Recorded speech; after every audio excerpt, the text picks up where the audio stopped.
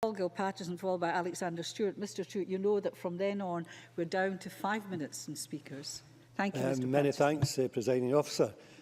Presiding Officer, on the 9th of June 2016, a Conservative MSP appeared alongside the former Chancellor of the Exchequer, George Osborne, when he highlighted a Treasury analysis suggesting unemployment in Scotland could rise by around 43,000 in 2 years following a Brexit vote.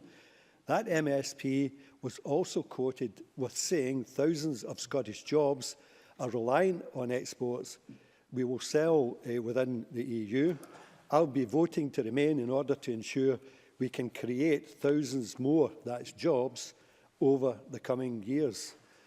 On the 22nd of June 2016, the same Conservative MSP said that if the UK leaves the EU, then the rest of the EU would impose tariffs and taxes. Now swing only a few months forward, and the same MSP, post-referendum, is now saying that we need to make Brexit work. This MSP now talks about opportunities of Brexit, despite the evidence mounting on the potentially huge damage Brexit threatens to jobs, investments and Scotland's economy as a whole.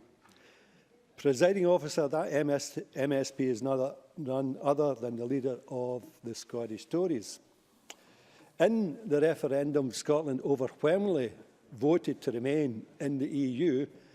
Every local authority said remain, including local authorities that contain Conservative constituencies.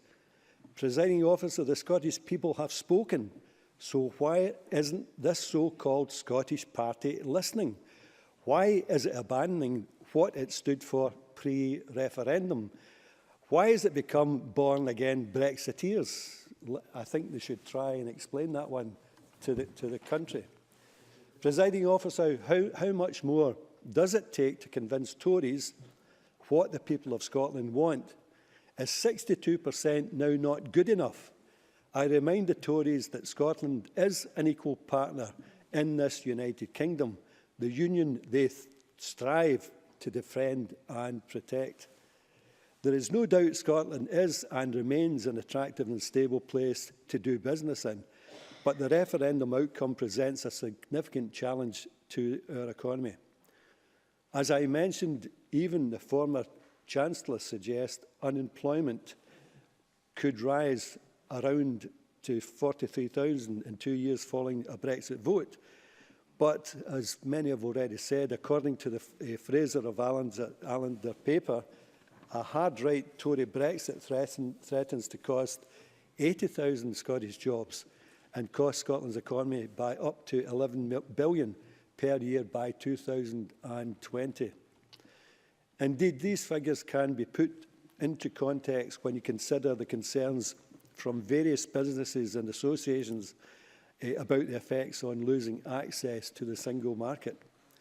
As a member of the Economy, Jobs and Fair Work Committee, I recently heard the concerns from the food and drink industry, identifying 3 top issues.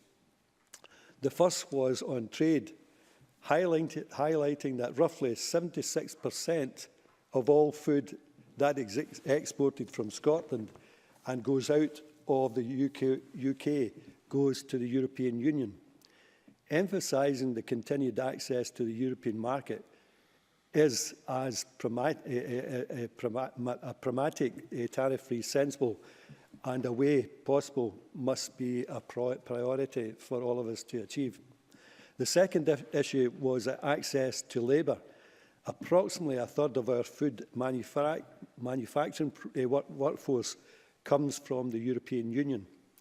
The committee heard that reassurances to the existing workforce and ongoing access to the EU workforce after Brexit are absolutely crucial to achieving the ambitions for further growth. The final issue was access to future funding and what might that mean for the agricultural support in particular.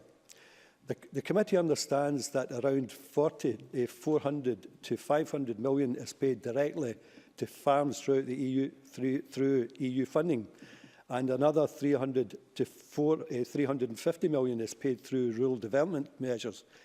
Presiding officer, that's what supports much of the raw materials that goes into food and drink manufacturing.